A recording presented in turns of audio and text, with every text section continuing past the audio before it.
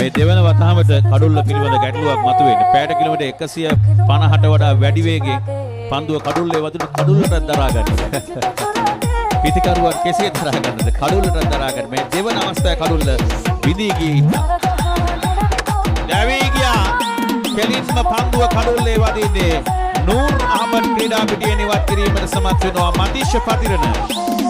යලි තරගයට අවතීර්ණ කරනවා ශ්‍රී ලංකා කණ්ඩායම රංගිරි දඹුල්ල ජාත්‍යන්තර ක්‍රිකට් ක්‍රීඩා පිටියේ ඇෆ්ගනිස්තානයේ දෙරි. මේ තීරණාත්මක පන්දුව මතිෂ පතිරණ. දැවී ගියා.